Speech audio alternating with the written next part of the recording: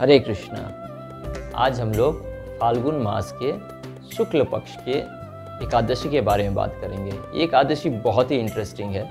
इसे अगर हम लोग अपने जीवन में उतार ले तो हम लोग पृथ्वी लोक से वैकुंठ लोक, विष्णु लोक की प्राप्ति कर सकते हैं। एक बार जनहित के कल्याण के लिए युधिष्ठिर महाराज श्री कृष्ण भगवान से पूछते हैं, हे भगवान, शुक्ल पक्ष में जो एकादशी फाल्गुन मास में आता है उसका क्या महत्व है, उसका क्या नाम है और इससे क्या प्राप्त होता है।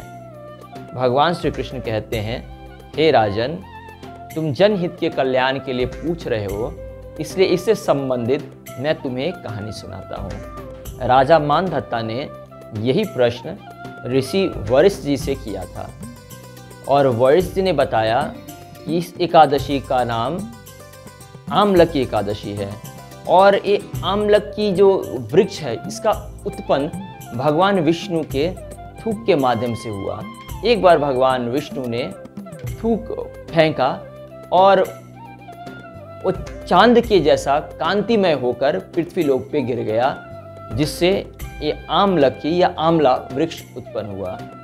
इसके उत्पन्न होने के बाद ही भगवान विष्णु ने ब्रह्मा जी को उत्पन्न किया प्रजा की सृष्टि के लिए, और ब्रह्मा जी ने समस्त दानव, देवता, ऋषिगण, वसुगण, गंधर्व, दैत्य, मनुष्य सबका निर्माण किया।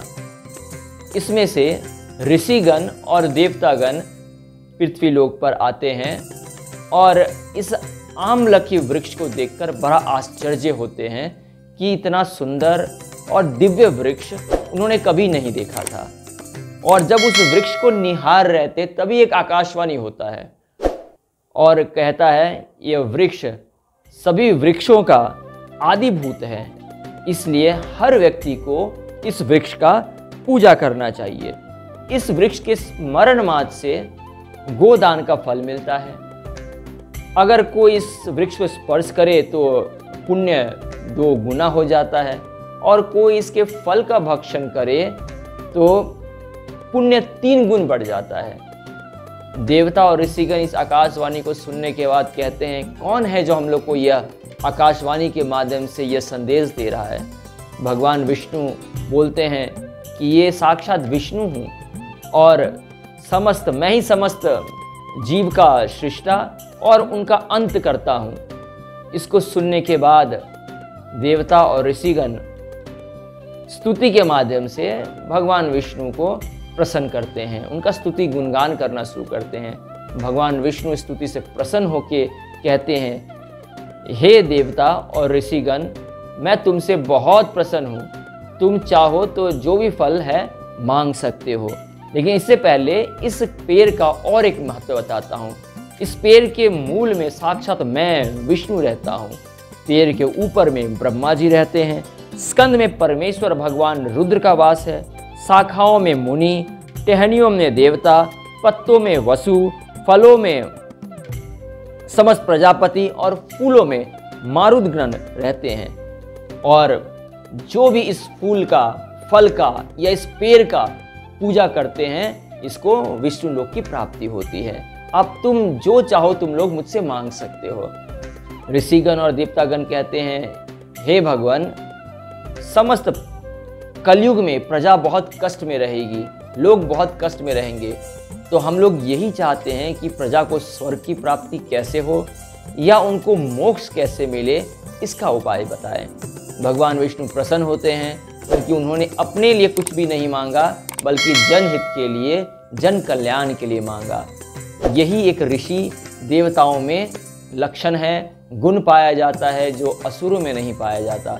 अगर हमारे जीवन में भी ऐसा गुण आ जाए कि हम दूसरे की चिंता के लिए भगवान से कुछ मांगे तो भगवान प्रसन्न होकर हम लोग सभी को देंगे। तो भगवान कहते हैं कि अगर किसी को मोक्ष या स्वर्ग की प्राप्ति चाहिए तो इस एकादशी को, आमलकी एकादशी जो फाल्गुन मास के शुक्ल पक्ष में होता है, इसका पालन करना चाहिए।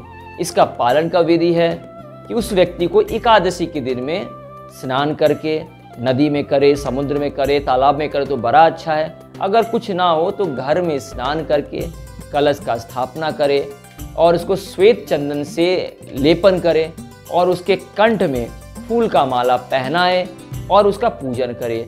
साथ में भगवान श्री परशुराम जी का, जो विष्णु के अवतार हैं, उनका विग्रह आधे या 1 माह से सोना का, जैसा उसका सामर्थ्य हो, बना के भगवान श्री परशुराम जी का विग्रह का भी पूजन करें। पूरा दिन पूजा करने के बाद रात्रि के समय में उसे इस आमलकी वृक्ष के नीचे पूरा रात भगवान का भजन कीर्तन करके बिताना चाहिए। और सुबह इस कलश को लेकर आमलकी के वृक्ष के पास जाकर फिर से उस जगह का लेपन करके, उस जगह को पूरा स्वच्छ करके भगवान परशुराम जी का विग्रह को वहाँ बैठा के उनका पूजा करना चाहिए। और पूजा करने के बाद ब्राह्मणों को बुला के उनको वहीं आमलकी पेड़ के नीचे भोजन करवाए और साथ में अपने सगे संबंधियों के साथ वहीं भोजन करे। और भोजन के बाद ब्राह्मणों को कपड़ा, जूता, छाता दान करे और इसके साथ साथ जो सोने का विग्रह उन्होंने परशुराम जी का बनाया है उसका भी दान करे। ऐसा करने से उस व्यक्ति को विष्णु लोक की प्राप्ति होती है। हरे कृष्णा।